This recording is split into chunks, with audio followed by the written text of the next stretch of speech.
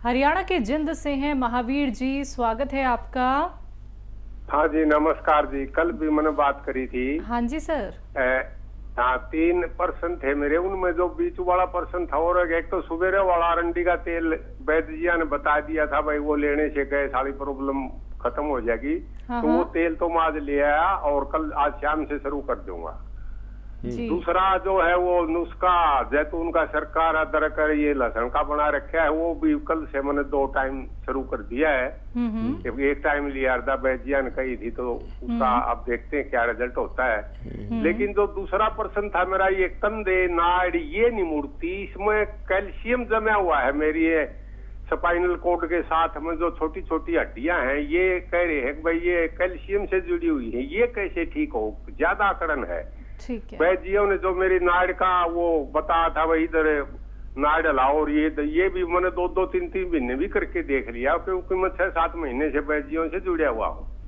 लेकिन ये हल नहीं हो रहा। ये कैल्शियम कैसे टूटता है ये खोया के पास का। महावीर जी आपकी उम्र कितनी है?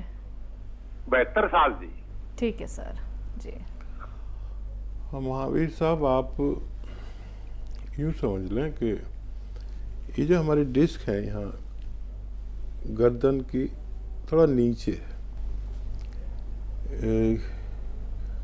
कभी कभी ये सब कुछ जाम हो जाता है। जैसे इस पे सीमेंट कर दिया, सीमेंट भी कैल्शियम होता है, चूना भी कैल्शियम होता है।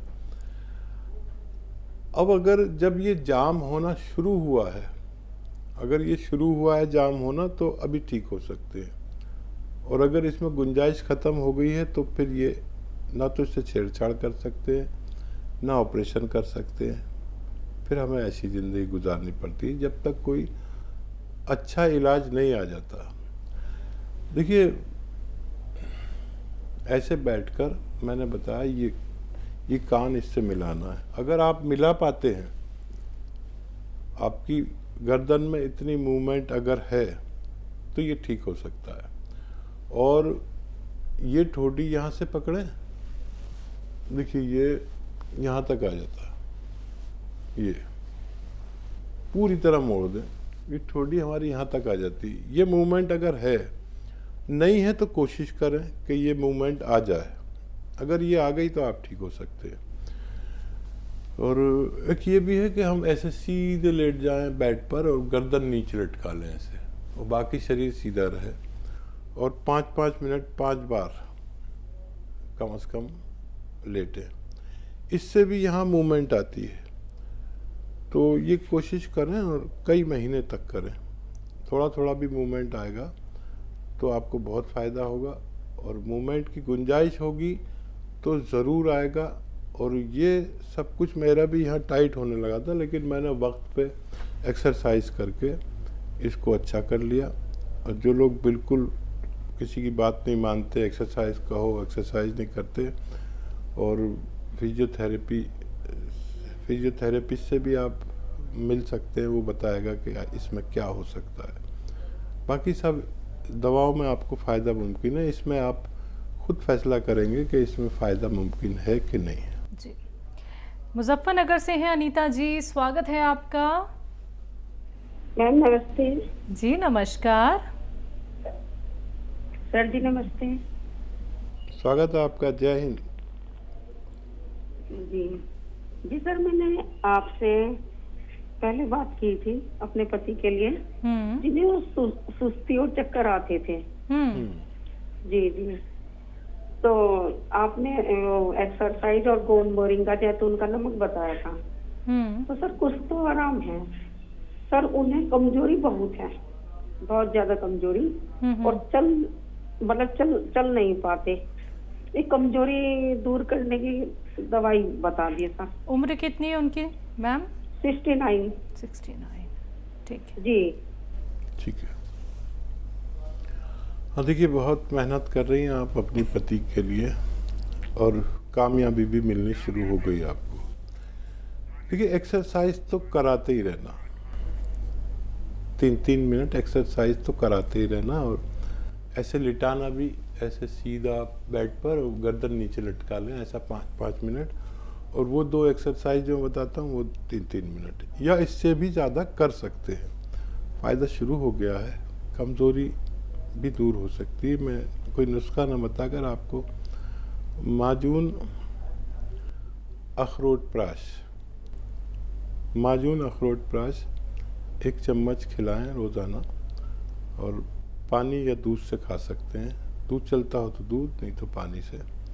और थोड़ा थोड़ा आप उनको साथ में टहला करिए, उनके अंदर हौसला पैदा कर दीजिए और उनको फ़ायदा होना मुमकिन है। अगले कॉलर है मेरठ से हमारे साथ, स्वागत है आपका। हाँ जी, नमस्कार। नमस्कार सर, आपका नाम? जय जी, मैं बलवंत सिंह नेगी बोल रहा हूँ और मेरी 62 एज मैं कंप्लीट कर चुका हूँ। जी सर। और हकीम साहब को जय हिंद। जय हिंद, स्वागत बहुत बहुत आपका जनाब। अच्छा हकीम साहब, मेरी वाइफ को भी थोड़ा राइट हाथ में दर्द रहता है, उसको वो शुगर की पेशेंट भी हैं वो। तो आपकी हम गोंद सिया और नमक जैतून और ये जैतून का सिरका ले रहे हैं पिछले 2 महीने से। तो उनको 50% तो आराम है, और जो आप एक्सरसाइज बताते हो वो भी करते हैं वो। तो पहले तो जैसे आप बताते हैं, हम सुनते हैं आपको कि शुरू में उनको दर्द ज्यादा हुआ था, लेकिन अब थोड़ा 50% रिलीफ हो रहा है। बहुत बहुत भगवान का बड़ा शुक्र। अच्छा, मेरे जरा 1-2 सवाल और थे। जी जी जी। मैं ना, मेरे को पिछले साल में मई में कोरोना हो गया था, सेकेंड लहर में। तो उसके बाद से थोड़ा मेरे शरीर में काफी प्रॉब्लम्स हो गई। जैसे मैंने अपने टेस्ट कराए तो एक तो मेरे को क्रेटिनाइन लेवल बढ़ गया था, मेरा 1.8 हो गया था, यूरिक एसिड हो गया था, थायराइड हो गया था और बीपी हो गया था। उसके बाद में उन्होंने कहा कि प्रोस्टेट भी है। तो ये 4-5 चीजें एकदम से मतलब शरीर में वो हो गई मतलब। तो मैं पिछले 1 साल से ट्रीटमेंट तो ले रहा हूँ। मैं एलोपैथिक ट्रीटमेंट कम लेता हूँ और आयुर्वेदिक ज्यादा ले रहा हूँ। तो हकीम साहब, मेरा जो क्रेटिनाइन लेवल है वो 1.2 से लेकर के 1.8 के बीच में ही वेरिएशन करता है। कभी 1.2 होगा, कभी 1.4, कभी 1.6, कभी 1.8, फिर डाउन आ जाता है। बीपी तो मेरा तकरीबन अब नॉर्मल है, 80 से नीचे रहता है लो वाला, और हाई वाला जो है तकरीबन 135-30 के अंदर रहता है। यूरिक एसिड मेरा थोड़ा बढ़ता है, मतलब 8 पॉइंट कुछ या कुछ ऐसा रहता है। प्रोस्टेट और बाकी तो मुझे लग रहा है कि मैं अपने शरीर पे समझता हूँ कि मैं स्वस्थ हूँ, लेकिन टेस्टों में जो है रिपोर्ट सही नहीं आती। ठीक है। तो मैं आपका जो ये नुस्खा आप बताते हो, मतलब कि नमक जैतून और अलसी का पाउडर, ये भी मैं ले रहा हूँ पिछले 2 महीने से, जो मैं आपको टीवी पे सुनता हूँ। तो क्या मैं ये जो आप 6 चीजों का बताते हो उसमें अलसी का भी मिला करके उसको लेने से क्या मेरे शरीर में शुद्धिकरण हो जाएगी पूरी, या आप मुझे कुछ एडवाइस करेंगे कि मैं क्या करूँ? बड़ी मेहरबानी होगी आपकी। जी हाँ, देखिए बहुत ही अच्छी तरह आपने बात कही अपनी। अभी आप देख रहे थे एक साहब, जैसे मैं कई चैनल्स पर आता हूँ तो वो चैनल कोई देख रहे थे, बात कर रहे थे लाइव, तो शायद ये प्रॉब्लम थी। अब हम समझ पाए उनकी बात को। वो बहुत सीधे इंसान थे, भगवान उनको भी खुश रखे और आपको भी, क्योंकि भगवान का आप पे बहुत बड़ा करम कि कोरोना जैसी बीमारी से आपको बचा लिया। वाकई वो शक्तिमान है। तो ये जो बीमारियां हैं आपको, ये तो आसानी से कंट्रोल हो सकती हैं। और क्रेटिनाइन भी आपका बहुत ज़्यादा नहीं है। और ये जो नुस्खा आप ले रहे हैं तो इस तरह से लें, नमक जैतून 1 चुटकी, खाने का सोडा 1 चुटकी, अलसी आधा चम्मच से 1 चम्मच तक, और कौन चिलगोज़ा 1 चुटकी। ये इसकी 1 खुराक या 2 खुराक रोज़ लिया करिए। ये तो आप काफ़ी दिन तक लीजिए। तो ये ब्लड प्रेशर, कोलेस्ट्रॉल, दिल की कोई परेशानी, हार्ट ब्लॉकेज, एसिडिटी, कब्ज़, बवासीर, लीवर, किडनी का शुद्धिकरण, ये इसमें सब कुछ आ गया। प्रोस्टेट के लिए भी ये है। और प्रोस्टेट के लिए लें तो इसमें 2-4 चुटकी वो लाजवंती भी मिला सकते हैं। और वो नुस्खा जो वो मैं बताता हूँ, सौंफ, सौंठ, जीरा, अजवाइन, धनिया, मेथी, और इसमें अलसी भी मिला सकते हैं। अलसी आदमी ज़्यादा भी खा सकता है। ये 100-100 ग्राम लेकर अगर हम रोज़ाना 1-1 चम्मच 2 बार खाएं, नमक जैतून का पानी से भी ले लें या वैसे ही खा लें, तो ये पूरे एब्डोमेन का इलाज है।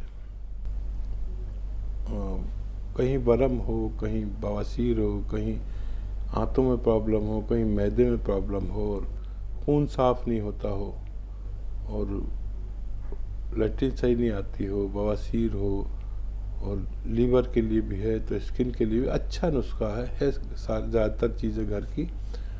तो बहुत भगवान का शुक्र मैं भी करूं और आप भी कि आपकी पत्नी को फ़ायदा शुरू हो गया। सब भरोसा ज़रूरी भगवान पर, और ज़रूरी हो तो हम पर भी कर लें, और अमल ज़रूरी। अमल वो है जो दवा है, जैसे एक्सरसाइज है, आपने कोशिश की तो भगवान ने आपको फ़ायदा देना शुरू कर दिया। बस अब मैं चाहूँगा कि जैसे आपकी पत्नी को फ़ायदा हो रहा है, आपको भी भगवान फ़ायदा दे दे। जी। हिमाचल से हैं राकेश शर्मा जी, स्वागत है आपका। राकेश जी लाइन पे हैं आप? सर आप लाइन पे हैं? और दिन बाद जी जुड़े हैं हमारे से। राकेश जी बात कीजिए अगर आपको। मैडम जी, नमस्कार नमस्कार सर। जय हिंद, स्वागत। राकेश जी बहुत याद किया कि क्यों नहीं आ रहे। हाँ, कैसे सर, सेहत कैसी है आपकी? ठीक तो लग रही है अभी? हाँ, आपकी तबीयत तो अच्छी है। मेरी भी ठीक है सर। ये शुगर का मेडिसिन ले रहा हूँ मैं, शुगर और बीपी का। अच्छा अच्छा अच्छा। मैं सर काला गोंद भी ले लिया है, दूसरा नमक जैतून भी खाकर देख लिया, इसके टी केयर वगैरह अभी तो ठीक है। ये वैसे मैं सर पूछना चाहता हूँ, ये जो अलसी है, अलसी का पाउडर, इसको बिना जैतून का नमक के लिए भी कोई मतलब फायदा करेगी ये? डेली अगर लूँ 1 चम्मच में? ज़रूरी है कि आप कहीं बिजी हो गए होंगे और आपको कोरोना जैसी बीमारी से भी भगवान ने बचाया, और मेरी दुआ है कि आप स्वस्थ रहा करें। और अलसी को बग़ैर नमक जैतून के भी इस्तेमाल ज़रूर किया जा सकता है, और ज़रूर आपको फ़ायदा इससे पहुंचेगा। आप अपना बहुत ख्याल रखा करें। फ़ोन कॉल मिले ना मिले, बात हो ना हो, लेकिन कभी कभी अपनी खैरियत ज़रूर दिया करिए। आपका नाम और ख़ास तौर पर आपकी आवाज़ वो एक अदाकार से मिलती है जो टीवी पे प्रोग्राम देते हैं ना। मैं हमेशा कहता हूँ आज सुनील शर्मा, क्या कपिल शर्मा से आपकी आवाज़ बहुत मिलती है।